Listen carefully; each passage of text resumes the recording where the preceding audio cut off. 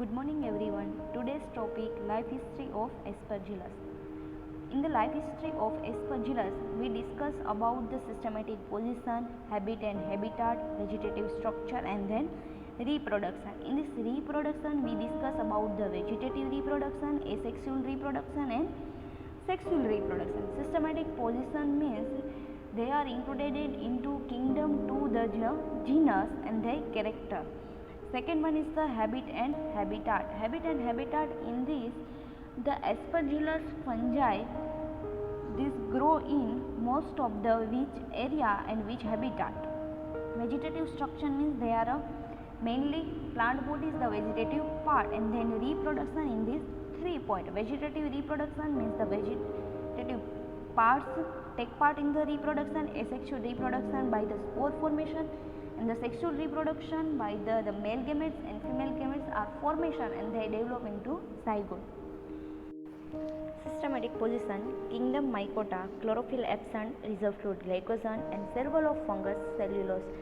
It means कि जो kingdom mycota है उसके स्पीसीज के कैरेक्टर है कि उसमें क्लोरोफिल एब्सेंट है, रिजर्व फूड मटेरियल यानी कि स्टोरेज मटेरियल है वो ग्लाइकोजन के रूप में होते हैं और उसकी सेल वॉल है वो सेल्यूलोज की बनेली होती है. Division Eumycota, the plant body called thallus.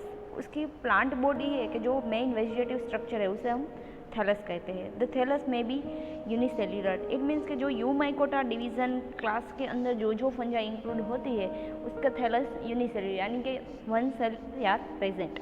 The cell wall is made up of chitin and mixture of cellulose. उसकी सेल वॉल है वो काइटिन और सेल्यूलोज के मिक्सचर की बनी है. There is a definite nucleus with a nuclear membrane and nuclear in the cell. के division Eumycota के जो स्पीसीज है उसमें सेल्स है वो सेल्स के स्ट्रक्चर में nucleus, nuclear membrane and nuclear present है. It means there is a eukaryotic type of cells. Subdivision Ascomycotina. Mycelium, septate. We know already that कि mycelium is a two types, aseptate mycelium and septate mycelium. तो septate mycelium means कि जो hyphae है उसके inner side cross wall है वो present है. Spore bones endogenously in asks. It means क्या है कि जो एस्परजिलस है उसमें फ्रूटिंग बॉडी का डेवलपमेंट होता है. एक से एक ग्लोब्यूलर फ्रूटिंग बॉडी डेवलप होती है. उसके अंदर 8 एस्कोस्पोर है उसका फॉर्मेशन होता है. तो जो 8 एस्कोस्पोर है उसका फॉर्मेशन फ्रूटिंग बॉडी के इनर साइड हो रहा है तो इसलिए हमें उसे क्या कहते हैं, endogenously. Class plectomycetes. The septa between the cells have a central pore. It means कि जो सेल स्ट्रक्चर है उसके इनर सेप्टर प्रेजेंट है. तो जो सेप्टर है उसके सेंटर में एक पोर लाइक स्ट्रक्चर प्रेजेंट होता है कि वहाँ से साइटोप्लाज्म एक्सचेंज हो रही है तो उसे हम क्या कहते हैं कि सेंट्रल पोर है वो प्रेजेंट है. अस्कोकार्प इज अ क्लिस्टोथिसियम टाइप कि उसकी फ्रूटिंग बॉडी है उसका कैसा टाइप का है, क्लिस्टोथिसियम. क्लिस्टोथिसियम मीन्स के ग्लोब्यूलर स्ट्रक्चर है कि जो स्पोर को बाहर आने नहीं देता. जब स्पोर मेच्योर होता है तभी उसे बाहर निकलने देते हैं. Asci are globules are broadly oval and scattered in the ascocarp. Asexual reproduction takes place by the conidia. कि हमने पहले ही देख लिया है कि asexual reproduction by the spore formation. तो जो एस्परजिलस का है उसके अंदर जो स्पोर का फॉर्मेशन होता है वो स्पोर को हम कोनिडिया कहते हैं. Order Aspergillus or also known as the Eurotials. The conidia develop on the conidiophore in a basipetal succession. कि जो कोनिडिया स्पोर है उसका डेवलपमेंट कहाँ हो रहा है कि कोनिडियोफोर. तो कोनिडियोफोर क्या है कि कोई भी माइसेलियम है कि उसकी सरफेस और उसके सेल के above side one single unicellular structure का फॉर्मेशन हो रहा है और उसमें एसेप्टेट है वो स्ट्रक्चर और वहाँ पे ग्लोब्यूलर स्ट्रक्चर बनता है जिसमें कोनिडिया डेवलपमेंट है. उसे हम कोनिडिया 4 होते हैं. और कैसा फॉर्मेशन होता है कि basipetal succession. Basipetal succession means के क्या होता है कि जो यंग फॉर्मेशन हो रहा है जिस स्पोर का वो कहाँ पे होगा, आउटर साइड होगा. और जो ओल्ड वाला स्पोर होगा वो कहाँ पे होगा, कोनिडियोफोर के सरफेस पे. तो उसे हम बेसिपेटल सक्सेशन कहते हैं. Mostly the member are saprophytic. Family Aspergillus. The cells are multi nucleated. कि जो एस्परजिलस वाली फैमिली है उसमें जो स्पीसीज इंक्लूड थे उसके सेल मोर देन 1 न्यूक्लियड के बने होते. और कोनिडियोफोर है वो कैसा स्ट्रक्चर है, unbranch. So next, the habitat and habitat. Aspergillus, commonly known as the black mold, is represented by about 100 species. Is a saprophytic fungus occurring over a wide range of habitat.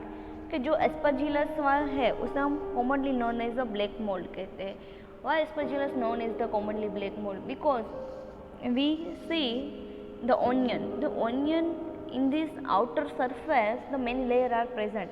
So in this outer surface, in a moisture condition, we saw the black dots are present in this layer. तो जो black layer present है वो क्या है? तो कि वो one type of fungi है, तो उसे हम क्या कहते हैं? Black mould. और वो एक टाइप की फंजाई ही है. और इन 100 species are observed in this totally.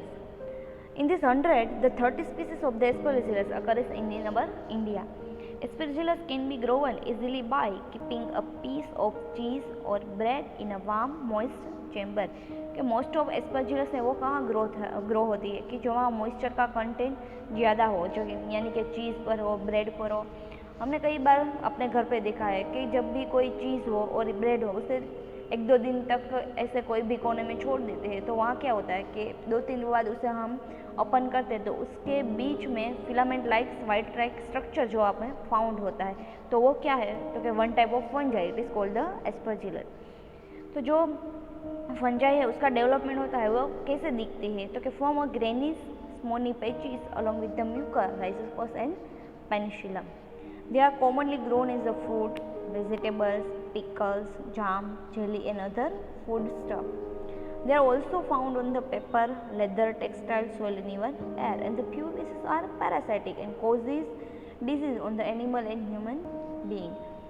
We discuss about the general character of fungi. कि जो फंजाई है वो क्या है? तो कि पैरासाइटिक. वाई? तो जो फंजाई है उसके अंदर क्लोरोफिल है वो एब्सेंट हो. क्लोरोफिल एब्सेंट है तो वो अपना फूड है वो ओवन प्रिपेयर नहीं कर सकती, इसलिए वो फूड के लिए, न्यूट्रिशन ऑफ मोड के लिए दूसरे ऑर्गेनिज्म पर डिपेंडेंट रहती है. तो वो अपना फूड के लिए दूसरे ऑर्गेनिज्म पर अटैच होती है तो वो इसमें से ही फूड अप्लाई करती है. तो उसे हम क्या कहते हैं? कि पैरासाइटिक. तो जो पैरासाइटिक फंगस है वो कोई भी एनिमल और ह्यूमन बीइंग पे डिपेंडेंट रहती है, तो वो ह्यूमन और एनिमल बीइंग है उससे भी इन्फेक्टेड करती है. ये जो स्ट्रक्चर है वो एस्परजिलस के, उसमें जो छोटे छोटे राउंड राउंड हमें स्पोर दिखाई दे रहे हैं वो क्या है? कोनिडिया है. तो next, the vegetative structure. Vegetative structure means क्या होता है? कि जब भी कोई स्पोर होता है तो उसका फॉर्मेशन होते हैं, जो माइसेलियम में से जो स्ट्रक्चर का डेवलपमेंट होता है वो मेन वेजिटेटिव पार्ट है, तो उसे हम वेजिटेटिव स्ट्रक्चर कहते हैं. तो उसकी प्लांट बॉडी है वो क्या है? माइसेलियम. के हाइफी में से माइसेलियम का डेवलपमेंट होता है और माइसेलियम में से आइदर एस्परजिलस की वेजिटेटिव स्ट्रक्चर का डेवलप होता है. The mycelium is a well developed profusely branch and septate and consist of the mass of hyphae. के माइसेलियम है वो उसका फॉर्मेशन कहाँ से होता है? तो कि मास ऑफ हाइफी, कई सारी हाइफी मिलकर एक स्ट्रक्चर बनाती है, उसे हम माइसेलियम कहते हैं. वो वेल डेवलप्ड स्ट्रक्चर है, उसमें ब्रांच प्रेजेंट है और septate present. It means that the cross wall are present and the cell wall of the hyphae are multinucleate.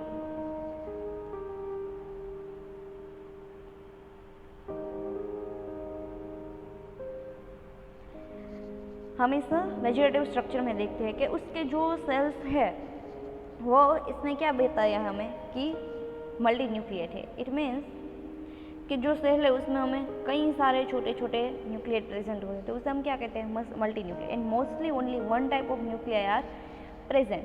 जो हाइफी के बाद माइसेलियम का डेवलपमेंट है, जो माइसेलियम है वो वन टाइप की होती है, यानी कि उसका स्ट्रक्चर सेम होता है, तो हमें उससे क्या कहते हैं? होमोकैरियोटिक कहती है. और आइदर उसका स्ट्रक्चर डिफरेंट होता है तो हम उससे क्या बोलते हैं? Heterokaryotic. Some hyphae ramify upon the substratum while some penetrate into the substratum to absorb the food materials. It means क्या होता है कि कोई अमुक हाइफी है वो कोई भी सबस्ट्रेटम है उसके सरफेस पर रहकर वो फूड एब्जॉर्ब करती है, और सम हाइफी क्या करती है कि कोई भी सबस्ट्रेटम है तो उसके अंदर उसका कोई पोर्शन है वो पेनेट्रेट करती है और वहाँ से उसका फूड मटेरियल है वो एब्जॉर्ब करती है. Each cell is a multinucleate and filled with the granular cytoplasm, mitochondria, endoplasmic reticulum, ribosome and vacuoles कि जो माइसेलियम के सेल्स है वो तो मल्टीन्यूक्लिएट है पर उसके अंदर कई सारे ऑर्गेनेल्स प्रेजेंट है। तो वो ऑर्गेनेल्स हमें इस फिगर में दिखाई दे रही है कि उसमें mitochondria, ER, ribosome and vacuoles present है। और जो स्टोरेज फूड मटेरियल है वो किसके फॉर्म में है तो कि ऑयल ग्लोब्यूल के फॉर्म में है। A simple pore present in the center of each septum permit the flow of cytoplasm contained between the adjacent cell। कि ये क्या है, यहाँ हम देखते हैं कि ये जो वाली माइसेलियम है वहाँ सेप्टेट प्रेजेंट है। तो जो सेप्टेट प्रेजेंट है वहाँ पे यहाँ एक पोर लाइक स्ट्रक्चर प्रेजेंट होता है कि उसे हम क्या कहते हैं, सेंट्रल पोर। कि सेंट्रल पोर से क्या हो रहा है तो कि एक सेल में से दूसरे सेल में जो साइटोप्लाज्म है उसका एक्सचेंज हो जाता है। ओके, तो हमने पहले habit and habitat, then vegetative structure, systematic position के बारे में तो बात कर ली है। अब क्या जाएंगे आगे, रिप्रोडक्शन। तो एस्पेचिलस जनरली रिप्रोडक्शन है वो 3 टाइप के होते हैं, vegetative reproduction, asexual reproduction and sexual reproduction. तो एस्पेचिलस में हम पहले वेजिटेटिव रिप्रोडक्शन के बारे में बात करते हैं कि वेजिटेटिव रिप्रोडक्शन कहाँ पे होता है तो कि जो वेजिटेटिव पार्ट है यानी कि थैलस स्ट्रक्चर है वहाँ जिस थैलस के अंदर पाए जाते हैं उसे हम वेजिटेटिव रिप्रोडक्शन कहते हैं। तो vegetative reproduction takes place by the fragmentation. जो एस्परजिलस है उसके अंदर वेजिटेटिव रिप्रोडक्शन होते हैं वो कैसा टाइप का होता है तो ये फ्रेगमेंटेशन। तो फ्रेगमेंटेशन वर्ड से ही हम जान लेते हैं कि उसमें क्या होता है, फ्रेगमेंट होता है। तो each mycelium part break into small species and each fragment grow independently into the new thallus under the favorable condition। तो when the mycelium whole structure of mycelium are present but some chemicals and some physical problem the mycelium break down into small species कि mycelium में उसके कई छोटे छोटे parts हो जाता है। तो वो सारे के सारे छोटे छोटे पार्ट्स है वो खुद अपना ईच पोर्शन में से इंडिपेंडेंटली न्यू माइसेलियम का फॉर्मेशन करता है अंडर फेवरेबल कंडीशन में। तो इस प्रोसेस को हम क्या कहते हैं, फ्रेगमेंटेशन। Then asexual reproduction. तो asexual reproduction takes place by spore. और जो एस्परजिलस के है उसके अंदर का जो स्पोर है उसे हम क्या कहेंगे, कोनिडिया। तो it takes place by conidia produce on the characteristic of conidiophore. कि जो कोनिडिया है उसका फॉर्मेशन कहाँ पे होता है, कोनिडियो 4 पे होता है। और some cells of the somatic hyphae grow rapidly develop in the residual and this cells known as the foot cells and the erect branch also known as the conidiophore. के माइसेलियम के जो सेल्स है कि mycelium के hyphae है उसका जो cell है कि जिसमें से एक स्ट्रक्चर का डेवलपमेंट होता है तो उसे हम फुट सेल कहते हैं। और जो इरेक्ट ब्रांच का डेवलपमेंट होता है वो हमें कोनिडियोपोर कहते हैं। कोनिडियोपोर है वो यूजुअली अनब्रांच और एसेप्टेड स्ट्रक्चर है कि उसमें कोई ब्रांच भी प्रेजेंट नहीं है और उस स्ट्रक्चर में कोई सेल वॉल भी प्रेजेंट नहीं है यानी कि क्रॉस वॉल भी प्रेजेंट नहीं है। The tip of the conidiophores swell up into globular multinuclear head called the vesicles. कि जो कोनिडिया है उसके अपर सरफेस में स्वेल अप हो जाता है और मल्टीन्यूक्लियर ग्लोब्यूलर स्ट्रक्चर बनता है उसे हम वेसिकल कहते हैं। और वेसिकल के अबोव सरफेस में फिंगर प्रोजेक्शन लाइक स्ट्रक्चर का डेवलपमेंट है उसे हम स्टिरिग्माटा कहते हैं। और वो स्टिरिग्माटा है वो प्राइमरी, सेकेंडरी एंड टर्शियरी से डिवाइडेड होता है। तो हम डीप में देखते हैं एसेक्सुअल रिप्रोडक्शन को।